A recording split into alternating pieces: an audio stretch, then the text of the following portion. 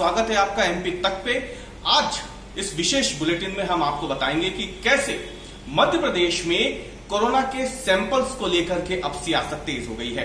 दरअसल कांग्रेस का यह आरोप है कि मध्य प्रदेश में कोरोना के मरीजों की कम संख्या को दिखाने के लिए भारतीय जनता पार्टी की शासित सरकार जो टेस्टिंग कोरोना की होती है उसे कम कर रही है और कम सैंपलिंग की वजह से कोरोना के मामले कम दिखाने की कोशिश हो रही है। कांग्रेस ने बाकायदा स्वास्थ्य विभाग की तरफ से जारी जो मेडिकल बुलेटिन है उसको आधार बनाया है और उसको आधार बनाते हुए बताया है कि कैसे अगस्त के शुरुआती दिनों में सैंपलिंग लगातार नीचे गिरती चले गई।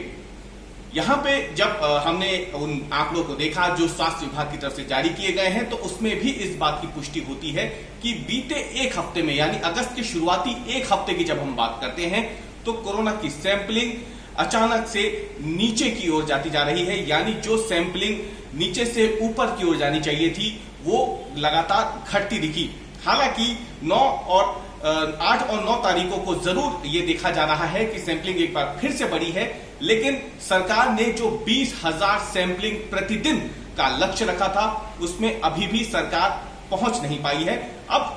मुख्यमंत्री शिवराज सिंह चौहान ने एक नया लक्ष्य स्वास्थ्य विभाग के सामने रखा है और कहा है कि मध्य प्रदेश में प्रतिदिन सैंपलिंग को बढ़ाकर 30,000 टेस्ट करना होगा, तब जाकर के मध्य प्रदेश कोरोना के खिलाफ इस लड़ाई में एक निर्णायक मोड़ पर पहुंच पाएगा। सैंपलिंग ज्यादा क्यों करवाई जाती है उसके पीछे की हम आपको वजह बता देते हैं। दरअसल कोरोना का ये जो वायरस है ये एक से दूसरे शख्स में पहुंचने के लिए ये जरूरी है कि जिस शख्स में कोरोना का संक्रमण है वो संक्रमण इतना ताकतवर हो कि वो एक से दूसरे शरीर पे जा सके, और इसमें जो दिन लगते हैं कोरोना के संक्रमण को शरीर में फैलने के लिए, कोरोना के लक्षण जो है वो किसी व्यक्ति में दिखने के, वो 1 से लेकर 2 दिन से लेकर 14 दिन तक का एक पूरा पीरियड होता है। और इसलिए माना जाता है कि यदि कोरोना के लक्षण किसी शख्स में दिख रहे हैं और उसकी सैंपलिंग हो जाती है और सैंपलिंग में जब वो पॉजिटिव पाया जाता है तो उसे जल्द से जल्द आइसोलेशन में भेजा जा सकता है, क्वारंटीन किया जा सकता है या फिर कोविड केयर सेंटर में इलाज के लिए भेजा जा सकता है। और जब उसे भीड़ से हटाकर अलग रख दिया जाएगा तो संक्रमण की चेन को तोड़ने में आसानी होगी, सफलता मिलेगी। और इसीलिए पूरी दुनिया में सैंपलिंग को एक सशक्त माध्यम बताया जा रहा है कोरोना की चेन को तोड़ने के लिए, क्योंकि जितनी ज्यादा सैंपलिंग होगी उतनी ही बड़ी संख्या में जो पॉजिटिव हो या नेगेटिव हो उन व्यक्तियों की संख्या का अंदाजा या फिर उनकी पहचान की जा सकेगी। मध्य प्रदेश में जो कोरोना के आंकड़े हैं वो 40,000 को पार कर चुके हैं, मरने वालों का आंकड़ा 1,000 के पार जा चुका है। और इसीलिए कांग्रेस अभी आरोप लगा रही है कि इन बढ़ते हुए आंकड़ों को कम करने की कोशिश सरकार की तरफ से की जा रही है और इसलिए सैंपलिंग कम हो रही है। हालांकि सरकार ने स्पष्ट किया है, गृह मंत्री नरोत्तम मिश्रा ने साफ तौर पे कहा है कि क्योंकि बीते हफ्ते में प्रमुख त्योहार गए थे और इसीलिए सैंपलिंग